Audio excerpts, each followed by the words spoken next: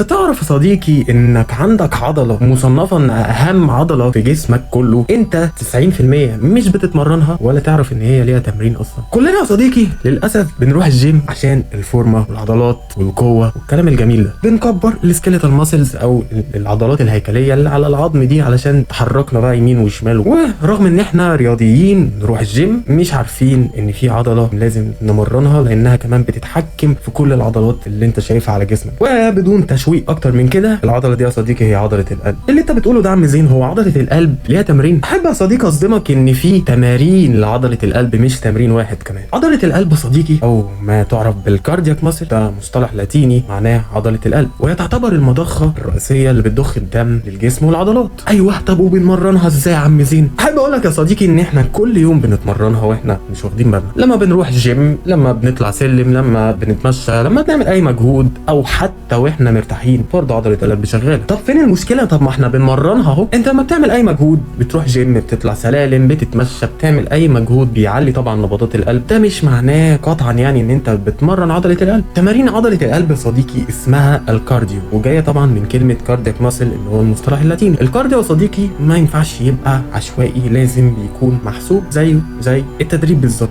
الفوليوم اللي هي المجاميع، وقت الراحه، والفريكوينس، زي كمان الدايت بلان، يعني لازم يكون محسوب، ما ينفعش يبقى زايد عن حده فيعمل لك اوفر تريننج او اجهاد عصبي او اجهاد عضلي، وما يبقاش برضو اقل، وده طبعا مش هيطورك. تطورات يا عم زين، يعني عضله القلب يعني باينه، او هي مثلا هتكبر مثلا زي عضله البايسبس كده؟ احب اصدمك يا صديقي واقول لك عضله القلب بتعمل هايبرتروفي، بتكبر يا صديقي، بيحصل لها زياده في حجم الخليه نفسها. وانت صديقي لما بتتمرن كارديو محسوب ومظبوط، عضله القلب هنا بتحس ان هي لازم تطور من نفسها، لان انت بقيت بتعمل مجهود عليها لود، فبتتعامل تقريبا زي العضلات الهيكليه زي البايسبس اللي بنحط عليها ميكانيكال تنشن. برضو القلب شغال بنفس الطريقه، لما بيحصل عليه لود كبير محسوب طبعا، فهنا القلب بيقرر انه يتطور. طب يتطور ازاي يا عم زين؟ نبضاته بتبقى اقوى، وطبعا حجمها بيزيد لو انت راجل رياضي ومواظب على التمرين من 10 ل 20%، وخصوصا سمك الجدار بتاع البطين الايسر، فالتجويف الداخلي للقلب بيوسع، وده بقى يا صديقي بيخلي كل نبضه بتنبضها تخرج دم اكتر للعضلات وباقي الجسم. وده غير طبعا ان نفسك هيتحسن كتير، وحرفيا كل صحتك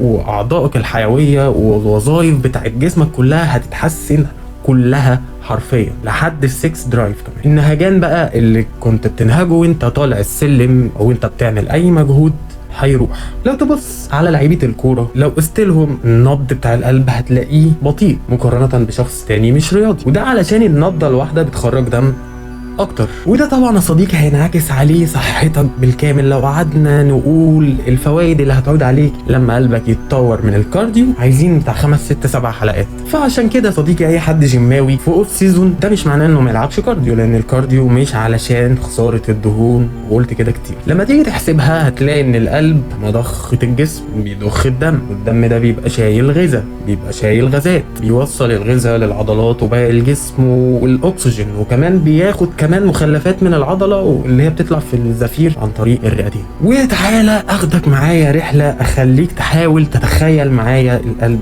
بيشتغل ازاي. القلب عندك صديقي 4 غرف، رايت اتريوم ورايت فنتريكل وليفت اتريوم وليفت فنتريكل، اذينين وبطينين، ايمن وايسر. الدم عندك بيتحرك من الاذين للبطين، وانت بتعمل اي مجهود العضله بتاعت القلب بتنقبض، فبتطلع الدم عن طريق الشريان الاورطي، هتلاقيه طالع منه كده شويه شرايين عشان توصل الدم لباقي الجسم كله بما فيهم العضلات. فالعضله تاخد دم نظيف، دم مؤكسد، دم محمل بالغذاء والاكسجين، تاخد الفايده بقى من الدم ده وتاخد منه الاكسجين والمغذيات علشان تحوله تاني لغير مؤكسد، علشان يرجع تاني للقلب عن طريق الاورده، وريد اجوف علوي واجوف سفلي، يرجع في الاذين الايمن. القلب يبقى يبعت الدم للرئتين علشان يحصل تبادل غازات هناك، ونتخلص بقى من ثاني اكسيد الكربون والمخلفات دي، وتطلع في الزفير وتاخد اكسجين من الحويصلات الهوائيه في الرئتين عشان يرجع تاني للقلب علشان يضخه للعضلات تاني. وده الموضوع يا صديقي باختصار شديد. تخيل بقى كل ده بيحصل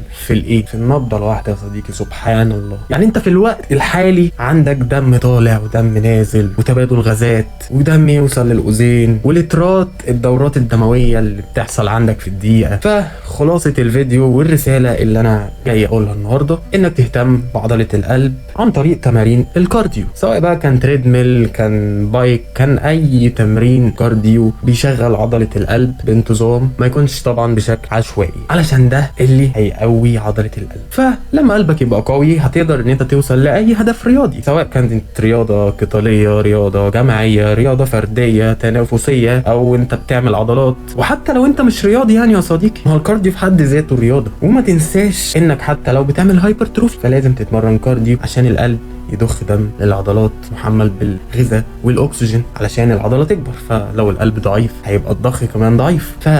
الكارديو مش للتخسيس. وما تنساش لو استفدت من الفيديو اعمل لي لايك، اعمل لي سبسكرايب، عشان الحلقات اللي جايه هقول لك ازاي تستخدم الكارديو علشان تخس، وازاي تستخدم الكارديو علشان تقوي عضله القلب، وازاي اصلا تلعب كارديو وبس.